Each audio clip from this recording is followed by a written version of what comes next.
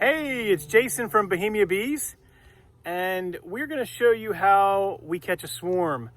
We're going to talk a little bit about what a swarm is and why it happens and what you can do to catch a swarm. They are essentially a free colony of bees, and we're going to show you what we do to catch a swarm and to keep a swarm, because it's one thing to catch a swarm, it's another thing to keep a swarm. So let's take a look. Okay, so we have a swarm here, and as you can see, they've clustered on a branch of a tree. They're pretty sizable. I mean, if you look at a package of bees that you would buy that are clustered in a package, they're about 3 pounds of bees. So this is probably about maybe 6 pounds of bees, 5 to 6 pounds of bees. And there's actually a queen in the center of that. The reason why bees, maybe a little bit more, the reason why bees swarm, and you can see they're pretty docile. They're not really stinging me. They're not coming after me. Not really aggressive. So why is that? Well, they don't have a home, right? They're just really looking for a new home. And the reason why they swarm like this is because they are looking for a new home, and from their old home has gotten too small and they need more space. So what they're doing is they are leaving their existing home. They fill up on resources, nectar, pollen, and such. You may see a few bees in here with pollen on their legs, but most of them have nectar in their gut, and they are swarming out of their existing colony box or hive box, and the colony here is going to move to a new hive. And we want to get them before they move on, because they won't stay here for very long. So what we're going to do is we're going to set up a way to catch this swarm into another hive box to give them another home. But you can see it's a pretty sizable swarm on this tree.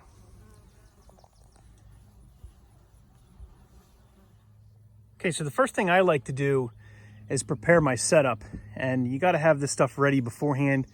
You can't have to be pulling this together when you see a swarm. You got to have it in your truck, so when you get these calls, you can just show up and catch them. The swarm's up here, as you can see. I've set up a platform or a stand that I've got below it. You can do it on the ground. I like it to be a little bit as close to the swarm as possible, so you catch as many bees as you can. I've also like to use like a white sheet. And the reason I do that is so you can see the bees. When they fall to the ground, they don't get lost in the grass as much. What I'm going to end up doing is shaking that branch above that they're on into the box. So I have a 10 frame box with a bottom board already set up. I use slatted racks here at the Bohemia apiary. So I got that set up so I don't have to add that later. I've got only 2 frames in. If you have drawn comb, great, but I don't have any drawn comb handy, so I didn't put that in, but I have got more frames down on the ground here to put in after I get them shaken in. But I just got the 2 frames in to give them something to kind of crawl up the sides, feel like they've got some kind of protection when they get in there. The queen, if she drops in, she'll go immediately to the sides and up to hide so that she feels protected. So that's one thing you want to do if you don't have just an empty box to put them in. The other thing is I'll leave the entrance open down here, because immediately the bees will start to fan, and anything that falls on the sheet, they'll walk up the sheet and go inside, and we'll show you what that looks like here in a second. So let's go ahead and get our bee veil on. The bees, again, they're very docile at this point. I've showed you before. I mean, I can literally take my finger and almost stick it inside, and they're not going to sting me, because they've got nothing really to defend a home unless I agitate them. If I grab it and shake it, of course, naturally that would agitate them and I could get stung. But I'm going to shake the branch, not the bees, and naturally wear a veil and be protected. But just showing you that the bees are right now in a docile state. So if you see these types of clusters of bees, don't be afraid, don't be alarmed, and please don't spray them with any pesticides or water. They're not going to hurt anybody. They're not going to hurt children or pets. They're just looking for a new home. And a local beekeeper is what you need to help capture these swarms. The best thing to do is to catch these swarms and put them in an apiary that can be maintained by a beekeeper. If you don't, what ends up happening is these swarms will find residents up in the eave of a house, a building, a wall, and they're much harder to remove if you don't get a hold of them before they get there. So we're going to catch them. We're going to put them into this traditional Langstroth hive box, and we're going to maintain them here in our apiary. So let's go ahead and get to work and we'll show you how that looks. Okay, so we're gonna grab a hold of this branching here at the base, kind of push them down towards the box, and we're gonna give it a good solid jerk down towards the box so they drop down into the box, and you'll see that on the count of 3. 1, 2, 3.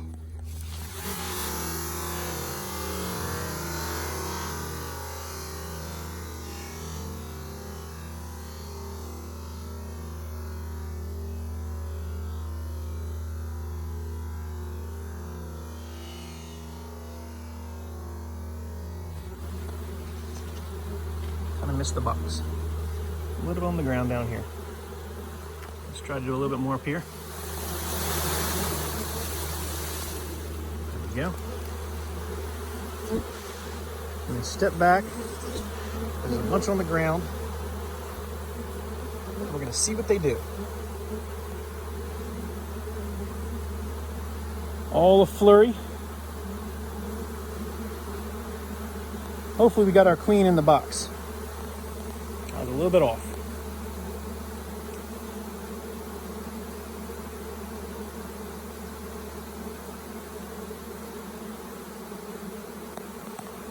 You can see here they're starting to march up the white sheet, which is why I use that sheet. Because if there is a queen, or if there is a in the box, they will start to fan and they will say, "We're in the box, get in the box."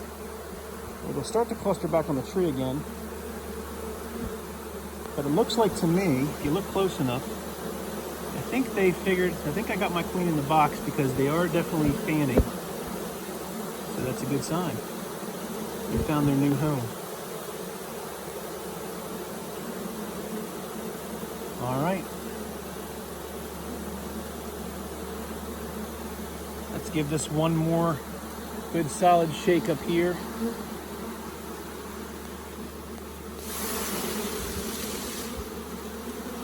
And they'll go back a few times, but we're gonna try to get them to go in the box. All right, so we've let them settle in a little bit. You can see they're still fanning a bit, but they're down inside their new home. There is no drawn comb in here, which I didn't have any. So one thing I do like to do, and you have to look at a swarm as looking for a new colony, and they're typically attracted to a swarm box that's been baited with old comb for a reason. They're attracted to it for the old comb so that they can immediately have a mated queen that can start laying, or that they can start to put their stores that they've brought with them into something. So having just foundation, they're going to immediately start to build out wax foundation. I like to put a lot of foundation in a swarm, a box that I catch a swarm in, because they'll draw that comb out fast. You'll see them do that. But I also want to keep them here. So if there's no reason to keep them here, if there's no stores, no comb, they could abscond again. They could swarm out. So I want to give them a reason. They've got a queen. That's one reason, right? Likely they have a queen. That's why they clustered on that branch in the first place. And they've got a lot of bees, right? So let's give them a place, or give them another reason to stay here. So I'm going to insert in the middle here a frame of brood. Seems strange, but that frame of brood this is an empty frame of brood that I just pulled out of another colony, and that frame of brood will have primarily capped, and there's some resources and pollen all around the edge. Beautiful frame of brood. This will allow the new colony to have something to tend to and want to stay. That's just another tip, again, to help keep that swarm. You can see what they're doing. Look what they're doing. They're already going towards the honey, and look at them move to that middle frame. Isn't that amazing? They're moving over. They're going, what is that? They're moving over to that middle frame to tend to that brood. That is amazing to watch. They're just pouring over to that middle frame. So we're going to tighten these frames up in the box. We'll put one more. I think we only have 9, 8 looks like. in here, so we'll put 2 more in here. We'll tighten these frames up, and we'll let them settle down. This evening we'll move it to where it needs to go. Again, they don't have a real solid location of where they want to be, and they have not oriented yet. They don't orient until the next morning. So once they get into their final home, they're going to go and let the sun set, and they'll orient tomorrow morning. So we're going to allow them to settle in where they're at and orient tomorrow morning. So when we caught these, it is now July, and I know that a lot of beekeepers use the term that if you catch a swarm in July, let it fly. Well, due to the size of that swarm, there was no way that I was going to let that fly. I'm going to absolutely try to capture a good solid swarm, but I'm going to absolutely feed this colony to make sure that they can build out and be ready for winter. It's still fairly early in July to allow us to get this colony strong enough to be able to have it be ready for winter. We'll naturally, nurse it along to get it ready and keep monitoring it. So, if you see a swarm, from March through June, it's still good. Anything after that, July is suspect. August, September, naturally you want to be careful and feed a lot. Make sure you can get that colony up to wait for winter. So hope everyone enjoyed watching how we catch a swarm, some of the things that we do, learning some interesting facts about swarms, not to be afraid of them. If you're just a homeowner or you're in the community and you see a cluster of bees, please don't spray them. Please don't panic. Call us here if you're in the Middletown, Townsend, Odessa, Cecil County, Maryland area, or just look in the local area. You hit, beekeepers in your community. And I guarantee you there's a whole bunch of beekeepers, even in my community, that will be glad to come catch a swarm, help you out before they move in permanently in your home structure, wall. And then it's really expensive and messy to get them out.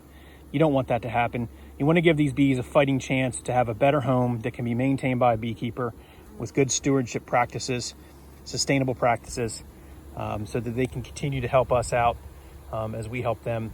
So thanks for watching here at Bohemia Apiary, where we enjoy teaching about the bees on our YouTube channel. Please take a moment, subscribe to the channel, share the channel with your friends, follow us on Facebook, on Twitter, on Instagram, TikTok, whatever social media platform that you enjoy. But definitely subscribe to our YouTube channel, because we love making video content like this to share with you on how we love to work the bees and learn about the bees every single day. It's just amazing, these creatures and what they do for the human race. So appreciate it. Thanks for watching. Remember, here at Bohemia Apiary, beekeeping is definitely more than a hobby. It's an obsession. Thanks for watching, everyone.